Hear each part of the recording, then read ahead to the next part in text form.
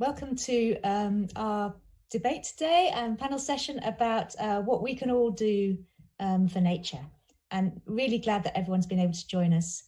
And I hope you're going to have a really interesting evening of chat.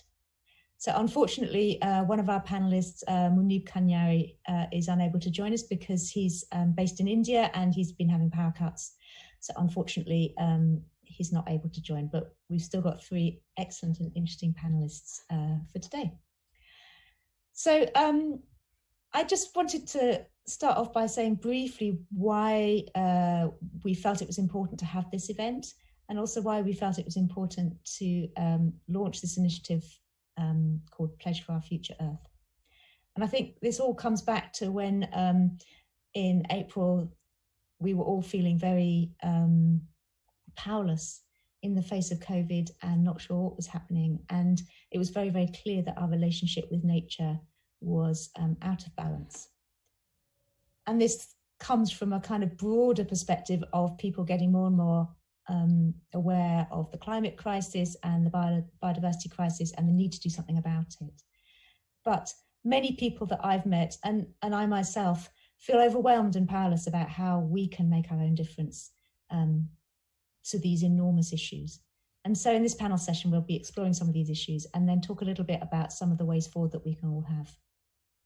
So what I'm going to do is have about half an hour of panel session, and then hopefully all your questions and ideas and suggestions will pour in, and we'll take as many of those that we can for the panel. And then we'll just have a wrap up for the last 10 minutes. So I just want to start by asking the panelists to introduce themselves.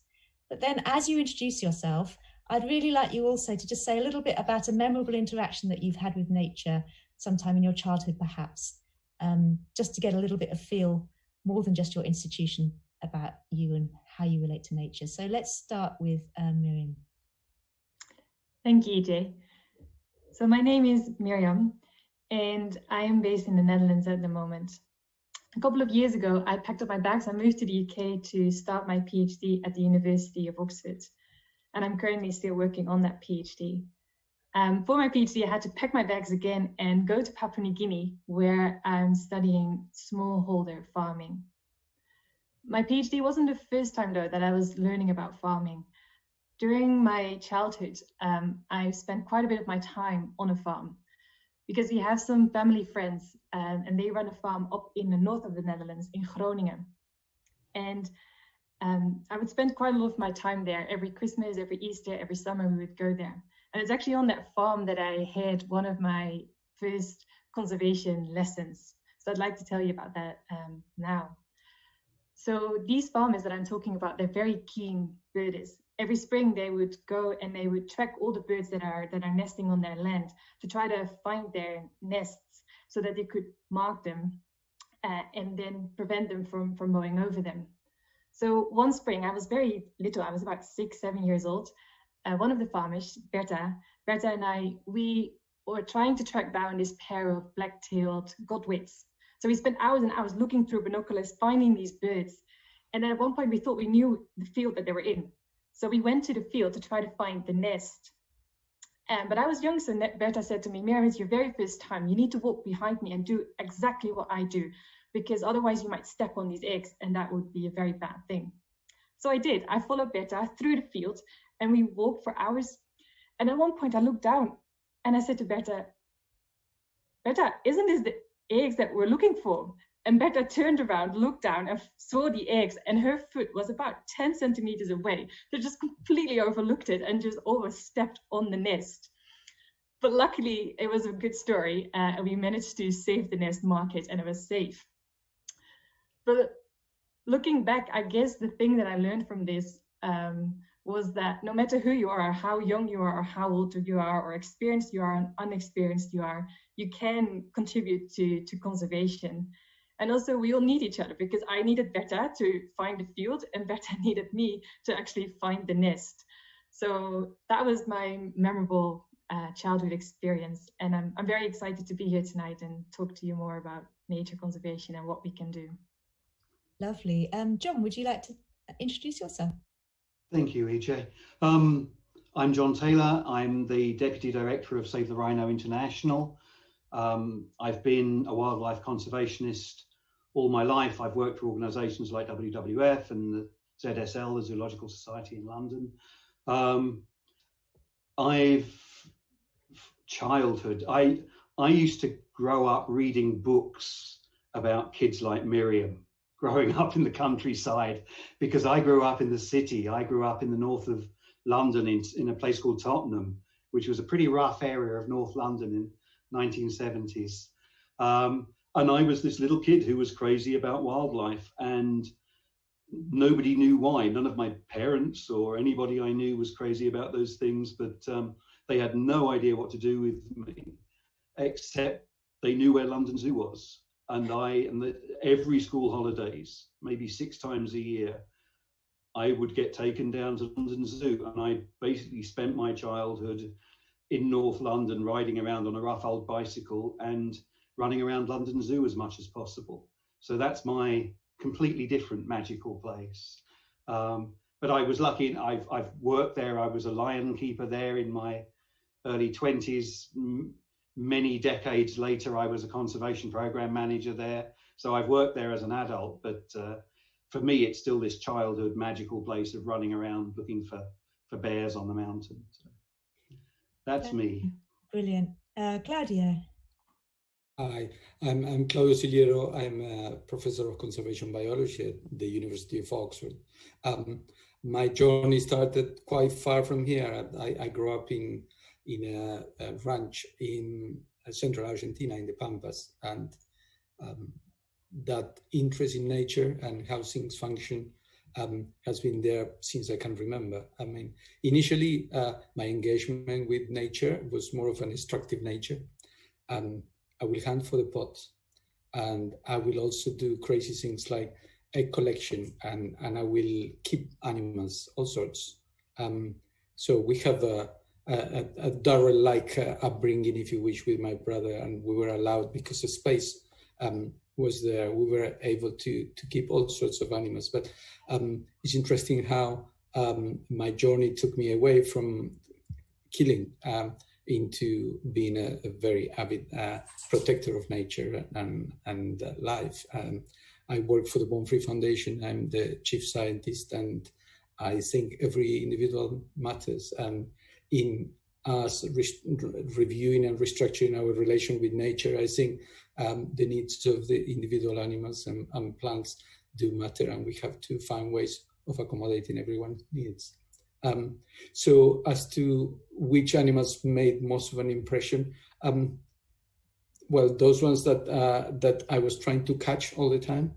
I was trapping and hunting as much as I could. But I remember living close to the sea and just being 7 or 8 years old and meeting a dolphin that will come and visit the coast in the summer, and he liked to play with us. So just going out and swimming with a real marine mammal. I think that really made me decide that I wanted to become a marine biologist. Then, well, things did change later on, and I'm very much a terrestrial type. But I think that first engagement with an individual animal kind of pointed the way to what was to come.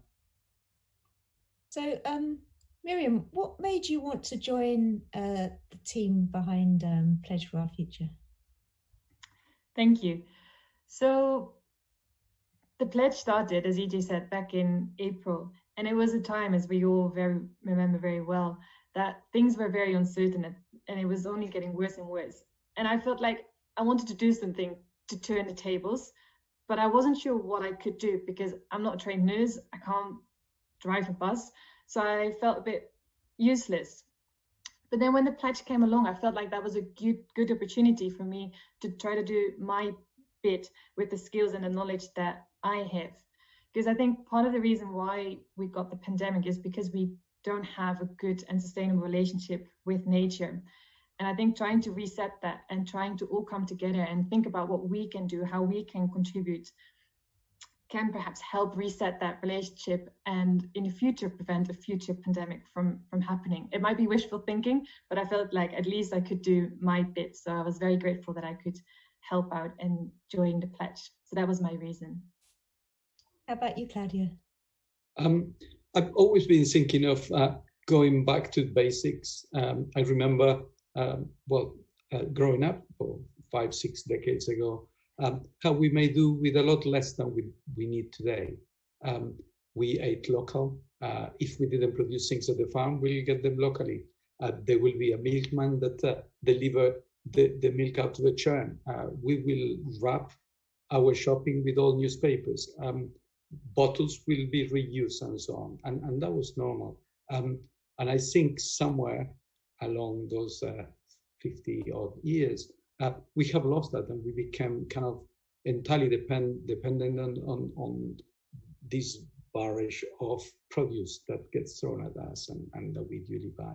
So I have known that this is wrong for quite some time, but I think our early conversations offer an opportunity for me to try to do more. And I think the individual choices and our personal pledges are the easy bit. I think our two other challenges are a lot more demanding. We have to be able to amplify the impact. So we can teach or we can show through example, and maybe our friends and our communities might buy in. But I think the greatest challenge is for us to get on to decision makers, legislation, and the actual structure and institutionalization of the changes that have to come for us to really turn the tide. And I think that's what the real challenge is. We have embraced democracy, and clearly that is the right model for us to operate. And we have to make our vote count. We have to be able to get our representatives in parliament, in government, to listen to the urgency of what we are concerned about and begin to bring change. Within the democratic process, things tend to be slow, but at least we do have direct links with our representatives, and we have to focus on that to bring about the necessary change. John, what's your perspective on this? I think there are two important things for me. One of them was that when the pandemic broke out, March, April, there was an awful lot of confused messaging to start with. Suddenly people were saying all wildlife trade must be banned, and what are these wet markets that we keep hearing about? They sound horrible. And suddenly there's a flurry of communication, some of it quite confused or looking at things from a bit of an odd angle. And as Mirjam said, what's happened this year, I think, is part of a much bigger, much broader picture of a relationship with the world that we live in that has become confused and muddled over the past few decades. And whether we're talking about climate change or biodiversity loss or ocean pollution, these are all parts of a picture. And I wanted to be part of a team that was articulating that bigger picture rather than just picking on bits of it. And I think the pledge does that beautifully. But the other thing I think is that we talk too liberally about we have to stop climate change. We have to stop using single-use plastics. And I think that the politics of the last few years, if they've shown anything, have shown that there's a lot of different we's within the human race on this planet. But I think there is a very big we when it comes to environmental issues, and it's all the people who care. And they could be anywhere, and they could be urban or rural in Europe or in South America or Papua New Guinea or anywhere around the world. And they could be farmers or business people or the whole myriad of humanity. There is an enormous chunk of those people who care. And the pledge was about bringing those people together, giving those people a voice, and talking about this whole relationship. And I love that. I think that's brilliant. Great. So I think there's a perception that climate change is the major issue that we need to tackle. And of course, you know, I've got no quibble with that, but it seems like people still think of biodiversity in nature as a nice to have, something that's perhaps less urgent and that is only something that people who can afford it might be interested in. So how can we kind of tackle that particular, what I would think is a misconception? Claudio? I'm not a social scientist, but I think it's all about framing. Climate change took a while to be brought up, but predating climate change, our concerns for energy had been there for quite some time, and how we can access cleaner energy and perhaps reduce the carbon footprint. And as you say, biodiversity is something nice to have, but biodiversity is something that we can actively harm through our actions. And I think that's where campaigning and awareness is so important. People need to understand that through their consumption choices, they might be hurting tropical forests in Asia or South America through the use of soybeans and palm oil and so on. And they can make individual choices to stop or reduce that consumption. But I think what is important is how we get that message amplified, and we get, again, our policymakers to understand that we need regulation to stop bringing produce that is actively harming habitats, because it's only through that amplification that we can begin to have an impact. And I want to pick up on John's contrast between urban and rural. I think we have urban settings, rural settings. We also have wilderness settings where people live at very low densities, and they face different challenges and they consume things differently. But we have a lot to learn from each other. And I think it's relatively easy from well-to-do urban communities to tell the world how things should be done. But there is a lot urbanites can learn from people living in the countryside, which quite often have fingers pointed at them because of their rural practices and so on. And all they're doing is producing food for those ones living in the big cities. So I think greater engagement between communities living in different setups and an understanding that we're all in this together. So Mirjam, do you have anything to say from your experiences in Papua New Guinea about how to make sure that we're all in this together and that we can work together as a kind of humanity? Yeah, so I think from my experiences in Papua New Guinea, the one thing that I've learned is that for people in Papua New Guinea, it's not a luxury to think about biodiversity or climate change. It's their day-to-day life. It's not something new. It's not something that is happening now. It's something that has always happened. And climate change is a very real threat for these farmers. They see it on a day-to-day basis. Biodiversity loss is a real threat for the traditional practices of these people.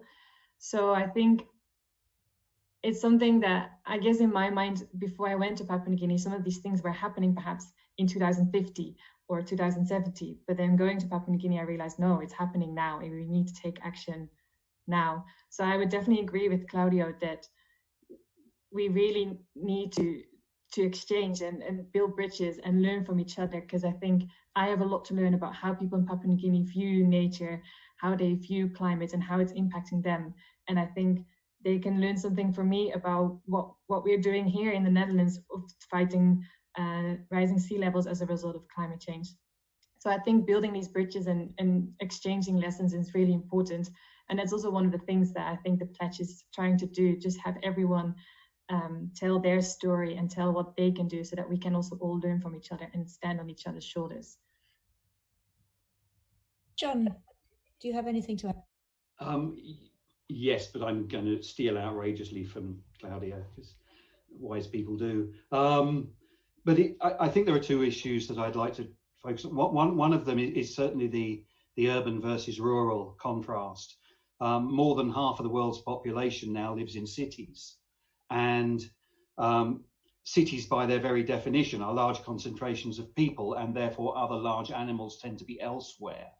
So there's quite a contrast between living in a city and biodiversity being somewhere else. Whereas if you're in a city, cities still have climate. In the UK we talk about rarely anything else. But you can still see what's happening with climate change. Climate change is in some ways a positive, in the fact that you can actually see something happening, whether you're sitting watching Californian wildfires on the news, or Australian, or some other impacts, tropical storms picking up around the world. You can see climate change, you can see things happening, and you can experience it even if you live in an urban environment.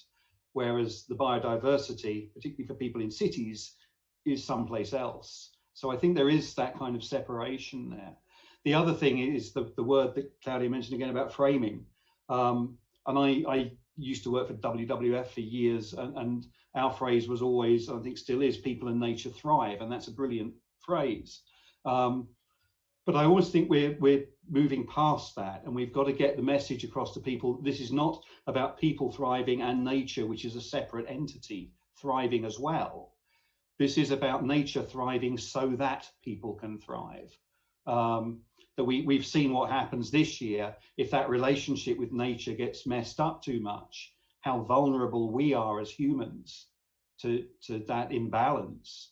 So I'd like to sort of almost rewrite people and nature thrive, and just cross out, just have people thrive, and underneath that, and therefore nature has got to thrive.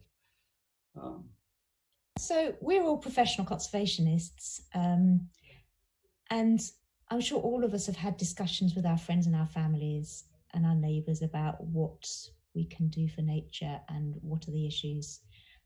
So I was just wondering, Claudio, how do you respond when your friends and families talk to you about this?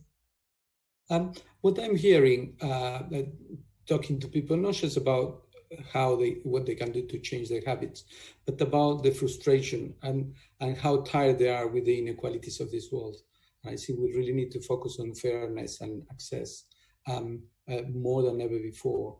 It's rather perverse that in the last 8 months, the richest people on the globe have got even richer, and the gap between the poor and the rich continues to widen. And this is not new. I remember in the 60s with a socialist dad talking about the unfairness and access to resources, and it got worse in the 70s, the 80s, the 90s, and now. So that there is an increasing gap in access to resources and in fairness and equality. And I think that points to something that is very wrong with the economic model we have embraced, capitalism that is. And clearly we can't continue using GDP as the index to guide all the policy, because we know that in a limited earth, where that's going to lead. But approaching that conversation with friends and family, unless they are of the same political disposition, is bound to clash, because most people won't challenge capitalism. So I think we have to find ways in which we can address that huge difference in access to resources, and bring fairness into the models, and perhaps not focus so much in GDP, and start looking at other ways of assessing our happiness, our health, our sustainability, if you wish, and develop some of those indices, and eventually perhaps try to use those, if not to replace GDP, but at least to work alongside GDP, so that our politicians can use some of the measures of success rather than just the dollar. What do you say when you talk to your friends and families about this?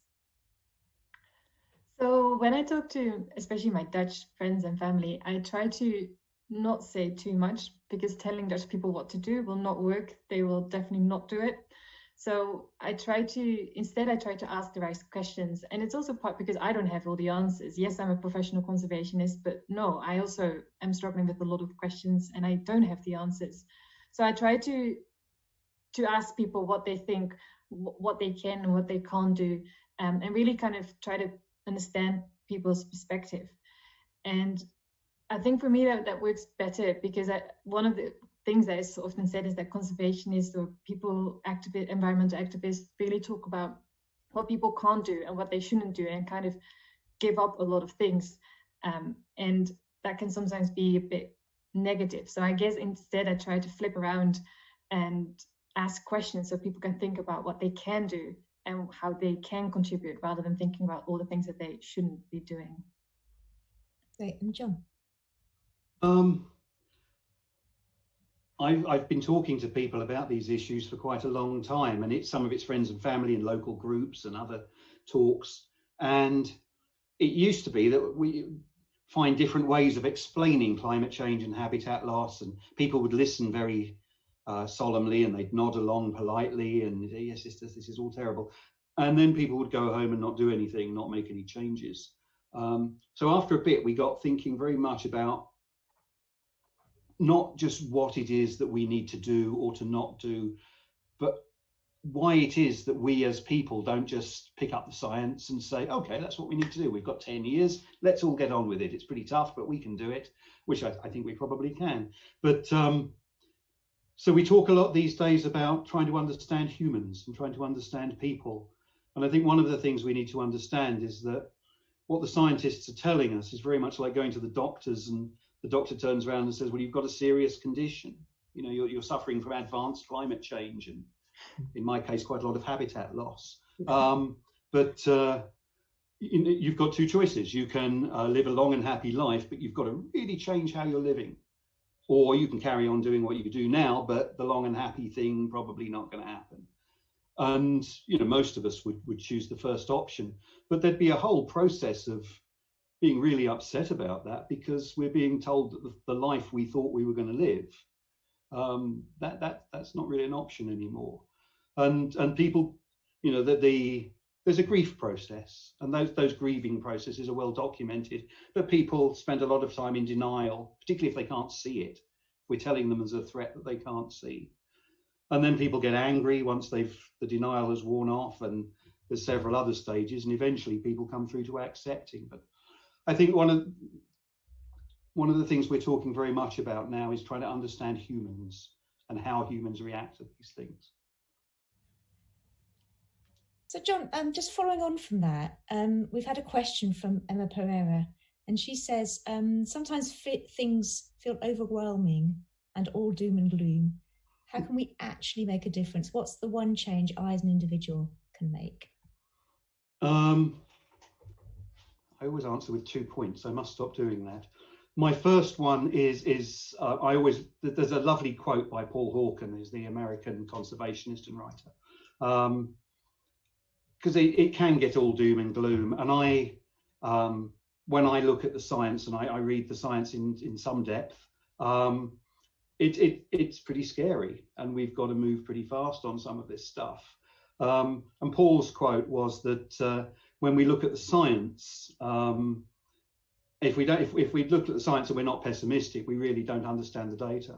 But then if we look at all the amazing people who are trying to do something about it, and that's my optimism, is the amazing team I've got to Save the Rhino, and all you guys, and Mirjam and Claudio, and amazing people I get to work with every day. And you look at those people and you think, yeah, we can fix this, we can do it. So there is optimism out there. It's not all doom and gloom. What's the one thing I can do is the fundamental question. But I think the one thing you can do depends on where you are in the world and who you are. But the one thing I would say to Emma and to anybody else is think on 3 levels. Think about what you can do yourself, wherever you are, whether you're a farmer or in a city or whatever. What is the thing that you can do? And what is the thing that you can persuade people in your community to do? Work on it at the community level as well. And then if you've got any influence as a voter or whatever else you are, what can you get your society? How can you join in at the society level? And maybe try and get your country people or your regional people to do. So I think what you do depends on where you are. But if you're coming at it at the personal and the community and the society level and trying to hit all 3 of those bases, you're probably doing the right thing. What do you think? Yeah, I can completely understand that sometimes things feel very doom and gloom. And I think that's how I felt for a long time as well. But one of the things that is helping me at the moment is there's also another organization called Conservation Optimism, and they try to highlight not only the things that go wrong, but also the things that work. Because as John said, a lot of things are going wrong. The science is pretty scary, but at the same time, we are finding solutions, and we are doing some things well, and we need to learn from these things. We need to build on them, and we need to accelerate them and expand them. And conservation optimism is trying to highlight those conservationists, those strategies, those things that are working, so that we can build on them and we can learn from them. So if I feel very doomy and gloomy, I try to check out conservation optimism and get my daily optimism dose. And with regards to the second question about what is the one thing that you can do, I agree with John that you can do things on 3 levels: the individual, the community, and the society level. But I think one of the things that I would say is also think about things on a spectrum, not black and white. You don't have to do all 3 at the same time, because that's a lot. So I would say get started with one thing that you think you can handle. And then once you've got that, okay, maybe you can try another thing. So I think, yes, work on all 3 things, but also break it down so that you have something that you can do and don't feel overwhelmed, because that would be the worst. So Claudio, just moving on slightly from that, we've got a kind of follow-up question from David Hill. And he says, I'm often asked if turning off lights, taking a shorter shower, eating less meat and using public transport make a difference. I say yes, if more people do these small things. What do you think? Yes, but it can be quite frustrating when you see other people not caring and then your effort gets diluted. But I would say to David and others, join a Green Party near you in any country you might be. When I was in my teens, I read Small is Beautiful by Schumacher, I think 1973. And that book, I became a green without knowing that at the time. They just focus on community, focus on doing things small, keeping things small. You source out your resources locally. You walk or you cycle if you can avoid driving a car. You engage with your local community. And this can happen, can be replicated at urban level as well. So just embracing some of those basic principles that the early green thinkers brought about in the 70s, which in a way replicate our joint history. That's how we grew up. We used to live in bands before we became urbanized. For obvious reasons, we had to produce food and to cater for larger communities. But going back to some of those basics where you can really make a difference at local level, and because you know each other in your community, then it's easier for people to learn from you or to choose to copy some of your behaviors and so on. So there is that empathy, if you wish. And then going back to large institutional changes required, then you can put pressure onto your representatives to instill change. But don't give up, David. I mean, it's worth your while, it's worth our while. We all have to do it. So I've got a lovely question now from Richard Morby. And he's been doing some really interesting things around rewilding edible diversity. So he's planted lots of wild garlic and inoculated a tree stump with a mushroom species. And he really wonders whether one of the ways that we need to make a difference is to actually kind of engage more with our nature. So we need to eat it, not in an unsustainable way, but we need to really feel closer to it, I think is the kind of crux of what he's saying. So John, what do you think about that? I think it sounds fantastic. I think he's absolutely right that what we need to do is to be living more local, living as close to nature as we can. And that's easy to say if you don't live in the middle of a big city. If you do, that's much more difficult. But trying to re-establish that connection with the natural world. But I think we need, in the same way that we need diversity in nature, we need a great diversity of approaches to nature. Natural foraging is lovely if everybody doesn't do it. If everybody does it, then it becomes probably quite destructive. Re-establishing natural crops, as Richard sounds like he's doing, is a fantastic thing if a relatively sustainable number of people are doing it. So we need some people doing that, and some people naturally foraging, and people who live in cities finding other ways to reconnect. So I think the principles of what he's doing are absolutely fantastic. I think we need a whole diversity of ways in which to do that, so that we keep our footprint as small as possible. Claudio, as a former wildlife forager, do you have anything to add? Well, I would say that we are not restricted to rural areas. If you live in an urban setting, you can have a wall. You can grow your vegetables vertically. You can use hydroponia. There are many ways. So you don't have to go and forage in the wild. You can forage in your back garden. It might be your patio. It might be your balcony, but we can produce our own food. So yes, I'm all for having access to resources that might be readily available, but I'm concerned about a potential tragedy of the commons if we all try to do it. If we all go out trying to catch our dinner, then clearly that's not going to be sustainable. But I think sensible approaches are definitely open to us. So Mirjam, I've had a really good question from Adriana Consorte-McRae, which is a very topical one. So the pandemic really has shown that people can respond and adapt. So what lessons do you think we can take from this pandemic towards making changes for a better and more sustainable future? That's a very good question, thank you. So I guess for me, I've learned two things from the pandemic, and I guess I'm still learning things, but the two main things is, first of all, that governments can respond very quickly. I think for a long time, a lot of us have tried to change climate change policies or biodiversity policies, and it's a long and slow process, as Claudio also pointed out earlier. But I think the pandemic has shown that if there's a real urgency, if there's a real need, things can change quickly. So maybe we should also aim for some quicker changes rather than just be content with some slower changes. So that's the first thing that I've learned from the pandemic, and it also gives me hope. The second thing that I've learned is, as Adriana also pointed out, people can be very flexible and people can also adapt and really come together and help each other. As we've also seen quite a few examples during the pandemic. And again, I think that's also what we need when it comes to nature and climate change. So again, the fact that people responded on an individual, but also a society level, really shows that we can bring about change and we can bring it about rapidly. So we need to harness that for also things related to conservation, I would say.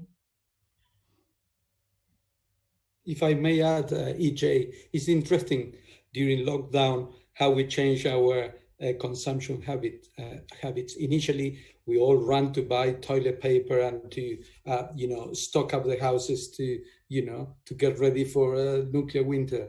And then weeks in, we rediscover our liking for cooking and our baking and so on.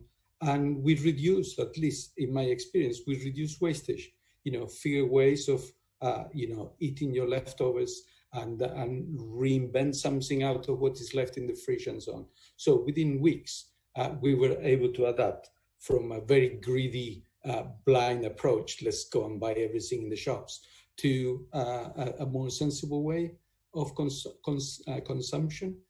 So I remain hopeful. I think we have a plasticity in humans to adapt and to change.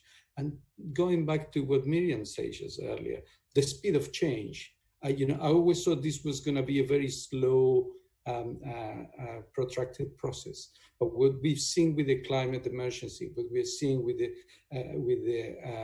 extinction crisis, I mean, people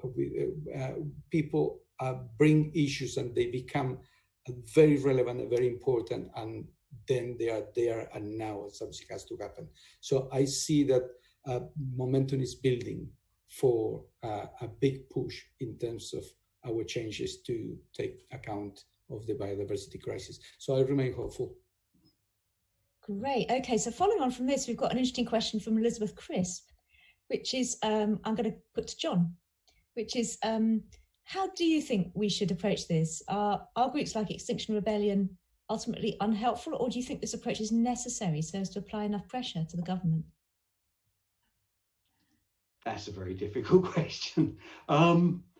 I do think we need to approach it, as a couple of us mentioned, at all the levels that we can hit at.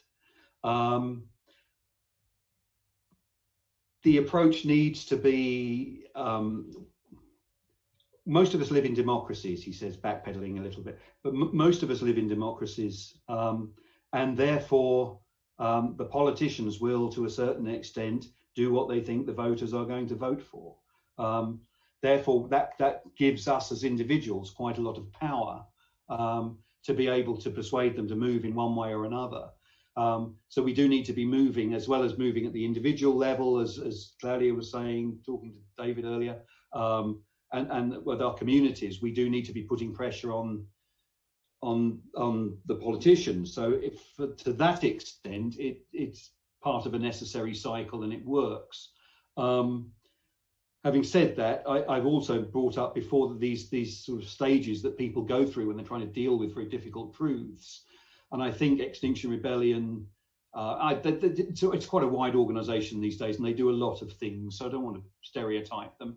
But I went to one or two of the early talks that they were giving, and it was very much, we're in a very bad place, and it's entirely the government's fault, and this is what we must go and do about it.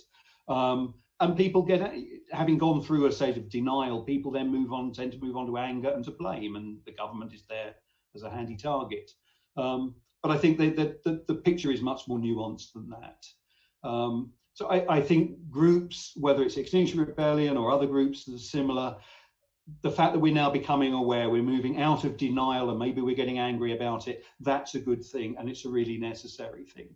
If we move on to too simple explanations, then that's probably unhelpful, and complicated problems require pretty complicated solutions. Simple answers don't help.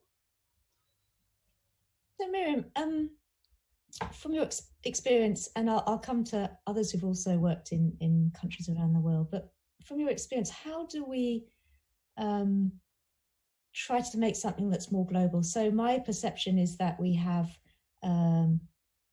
people in rich urbanized countries like ours have the luxury to really worry about climate change and nature, and maybe we're not reaching out and sharing our voices with people from poor countries, people from indigenous communities, people from disadvantaged and marginalized groups. So how can we make sure that what we do is done properly as a community, bringing in all the voices? Yeah, that's a very good question, and I'm not sure I have the full answer to that yet. I think one of the things I'd say is that I think it's very important to try where you can listen to each other's stories and try to understand each other's struggles as well, because one of the things that I learned when I lived in Papua New Guinea is that the forest, for example, is a good and a bad thing at the same time, because yes, it's a good thing for people that they have access to food there and wild foods, but at the same time, the forest can also be a dangerous place where there are snakes. So trying to understand how people perceive nature and trying to work with people, what people in other places experience, and how they can best do their thing to conserve biodiversity there as much as possible, while also developing themselves and their communities, I think is an important thing. And how to best achieve that, I think you need to do many things. I think trying to build bridges, so trying to have people come to European places and learn how we do things here, people from our side going there, trying to learn things there, and yeah, just trying to see what works best and really listen to each other's stories rather than try to say this is the solution, this is what we need to do, because I think every place is different, and we need local solutions even if those problems are global. Claudio, you spend a lot of time in Ethiopia. What's your perspective? I've been fortunate to travel quite widely, and I've seen quite clearly firsthand that people's happiness and people satisfaction is not correlated to income necessarily. Of course, if you're better off, you tend to be more comfortable and you can focus on other things at hand. Here we go back to the issue of fairness and equality. And it's very difficult for a movement, well, not a movement, but at least an initiative that is emerging from the West, from a very wealthy, largely, at least looking around this panel, largely on a very wealthy continent such as Europe, for that message to travel and translate to countries that do not have the same financial richness. They clearly have the biodiversity richness. And what I would argue is that people living in biodiversity-rich countries, but perhaps they're not so well off as we are, they need to change things to a lesser extent. So they have to tweak the way they live, whereas the burden is on us to make the greatest change. So that message has to be understood, that it's not yet again, the rich North telling the global South how to go about their lives, but it's about admitting that we are in really deep trouble here and that we are committed to change, and we need people to tag along. People cutting the forest in Central Africa, they're not doing necessarily to build their own homes. They're providing cheap furniture for us in the West. So for as long as we continue to readily import that timber without really looking at how it's sourced out, we are not helping. But this doesn't address the matter of trust that we were touching on earlier. I mean, we need to communicate. We need to understand that we're all in this together.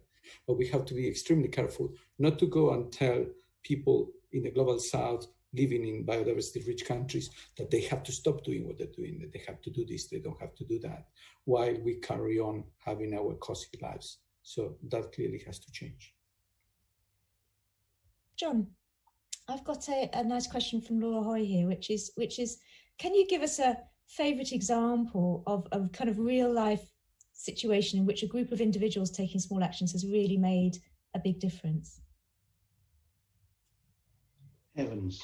I can think of many. I used to, it's difficult to pick on one, but in a previous life, I used to look after a big program, a European Union program of environmental projects here in the UK and in Ireland. And so I was lucky enough to travel around and visit. These were small to medium-sized projects run by small groups of people. And one project might be a local wildlife trust, another one might be a small company, another one might be a group of individual environmentalists working in a particular area.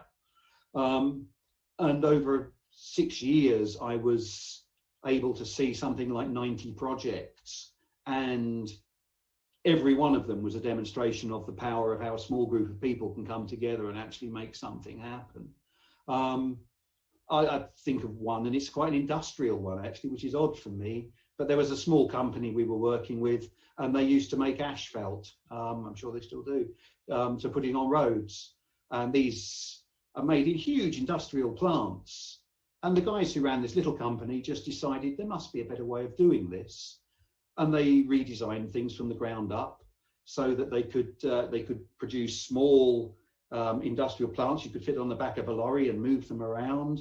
They were much, much cleaner than the things people have been using for decades. And once you'd finished working in a particular area, you could pack them up and take them away. They were fantastic, and they won prizes for this this project that they ran. But it was only 2-3 people with a bit of a vision and a bit of an idea. And there were lots of projects like that. So you know, some of them a lot more green and a lot more conservation orientated, but amazing what people can do when 2 or 3 people get an idea and run with it.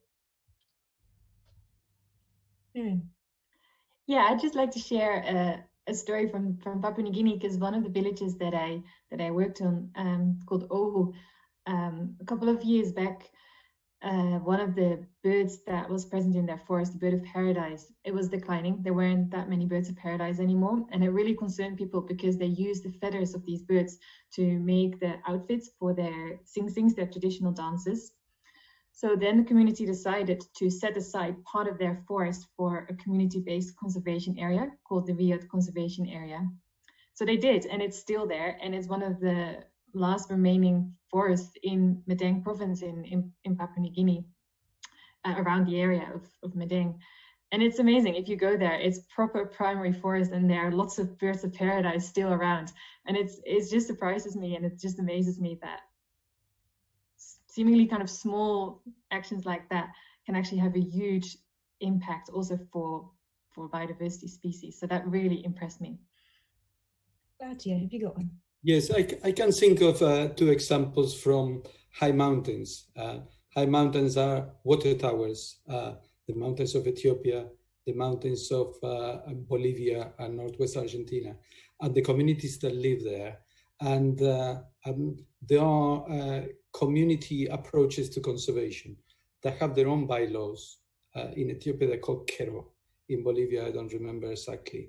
And it is through discussions among the elders that the decision of how to access resources is agreed on. In these 2 cases, it involves grazing and access to festuca grasses that are used for rope making and weaving and so on.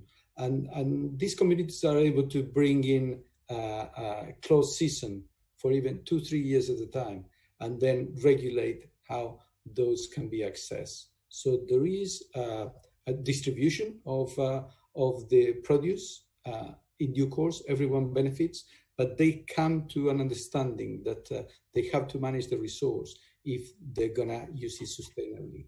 And in doing that, they improve their income, they have more building materials, and they are helping protect the water basins that are so important, not just for themselves, but for communities that live further down the slopes. So I truly believe that community access and community management, if done properly, it can address the tragedy of the commons worry that we always had, that if everyone is accessing the resources, we're going to lose them.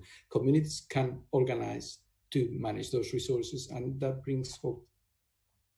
Great. So before we go to our wrap up, I just have a message that's coming from Munib Khanyari from India, who sadly isn't able to join us because of power issues. So he just said he's really, really sorry for missing this.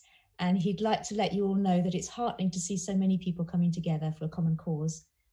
Through the past several months, he's seen so many people come together in his country of India, especially the youth, standing up against ill thought out development projects.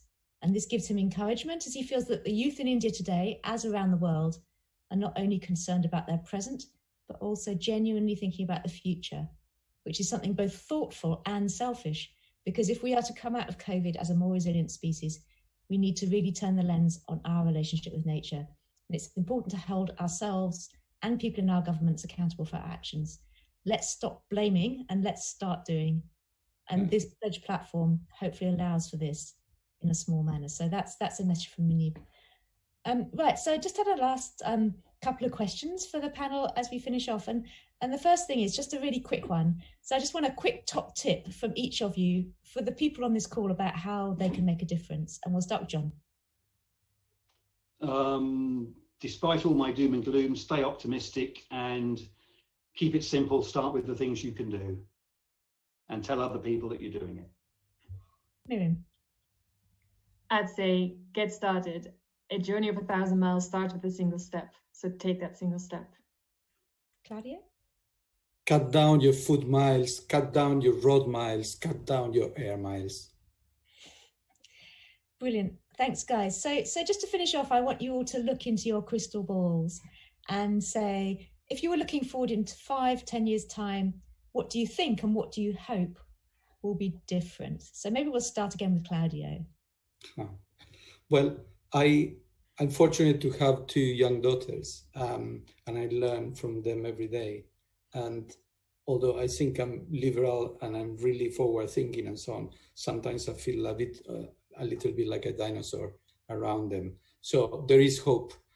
Young people are not going to put up with the status quo. I think they can figure out where things are wrong and they won't change, and they will get change. So I'm hopeful. Mirjam, next. I would hope that in 5 to 10 years' time, everyone who wants to be a conservationist can be a conservationist, but in their own way, how they think is the way to do it. And John, have you got any last thoughts? I 5 to 10 years, we have got to move so fast in the next 10 years. But I think we can get there. And if there's one silver lining from this, as has been said earlier, from this very dark cloud of 2020, it has shown us how fast we can move when we need to. And combination of that knowledge and the amazing people that we work with, we can do this. We can get it done. Brilliant. So it's been really great chatting to the three of you, and I hope that everyone who's been on this call has enjoyed hearing from our panelists, and it's been great to have so many interesting questions come in, and I'm sorry I couldn't quite finish all of them, but I do hope that everyone will go and have a little look at our PledgeForOurFuture.earth website. It was set up by just us as a group of concerned individuals who were just keen to find a way to help people to think about what they might be able to do and how they might be able to change their societies and their communities, and make a commitment to themselves really about how they could do that. And we've all made our commitments. You can see our little videos as well. It's got no point to prove apart from to be something that's helpful to everybody. So if you've enjoyed this chat and if you find the website useful, then please just tell your friends, and hopefully we as a community and as a global community, we can get together and make the difference that needs to be made. And I'd like just to thank the Save the Rhino team as well for all their work putting this together. So thanks guys, and I think that's it.